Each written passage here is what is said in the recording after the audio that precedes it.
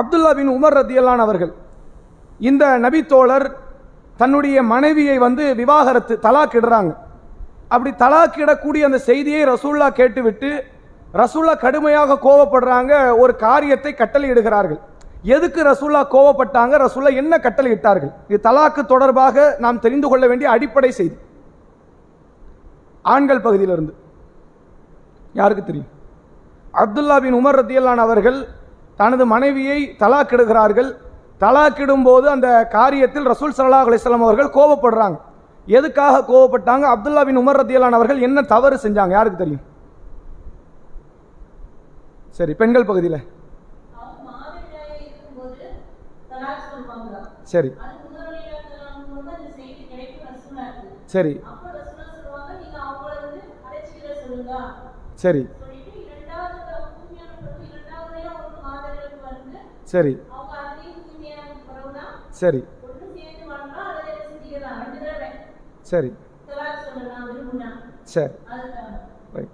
அப்ப தலாக் எப்படி தான் இடணும்? ஒரு பெண்ணை ஒரு கணவர் தலாக் இடணும்னா அதுக்கான சட்டத்திட்டம் என்ன?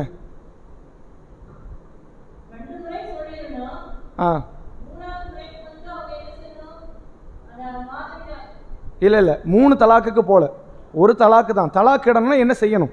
அதற்கான ப்ரொசீஜர் என்ன? இஸ்லாம் என்ன சொல்லுது? இந்த ஹதீஸில் இருந்து நீங்கள் படித்தது என்ன? சரி சார், அதான் பதில். அதாவது அப்துல்லா பின் உமர் ரதியல்லான் அவங்க தன்னுடைய மனைவியை விவாகரத்து செய்யும் போது என்ன செய்யறாங்கன்னா, மாத விலக்கில் அந்த மனைவி இருக்கிறாங்க, இவங்க விவாகரத்து தலாக்குன்னு சொல்லி அனுப்பிட்டாங்க. இதை உமர் ரதியல்லான் அவர்கள் ரசூல்லாட்ட சட்டம் கேட்கிறாங்க. என் மகன் இப்படி என்னுடைய மருமகளை விவாகரத்து பண்ணிட்டாரு, இது சரிதானு கேட்கிறாங்க. ரசூல்லா கடுமையாக கோவப்படுறாங்க. எந்த அளவுக்குன்னா முகங்கள் சிவக்கக்கூடிய அளவிற்கு ரசூல்லா கோவப்பட்டு என்ன சொல்றாங்கன்னா, பெண்ணை தலாக்கிடும் பொழுது அதுக்கான சட்டம் மாத விலக்கில் தலாக்கிடக்கூடாது, அவங்க தூய்மை அடைந்த நிலையில தலாக்கிடணும். அதே நேரத்தில் கடந்த மாத விலக்குக்கும் இந்த தலாக்குக்கு இடையில அவர்களுக்கு மத்தியில் உறவும் இருக்கக்கூடாது.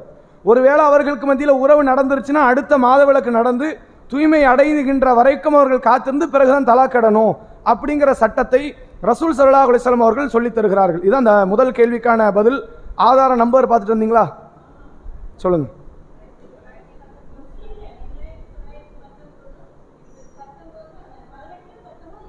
சரி, முஸ்லீமில் இருக்குன்னாங்க. புகாரியிலேயே 5251 புகாரியினுடைய நம்பர்லேயே அந்த ஹதீஸ் இருந்துச்சுன்னா அதிலே பார்க்கறது சிறந்தது. ஏன் அப்படின்னா முஸ்லீமில் உள்ள ஹதீஸ் வந்துன்னா தமிழ் முஸ்லீமுக்கும் அரபியில் இருக்கக்கூடிய தொழில்நுட்பம் உள்ள அந்த முஸ்லீமுடைய நம்பர் மாறும். புகாரியில் தெளிவாக இருக்கும். சரிங்களா? புகாரியில் 5251 நபிமொழி.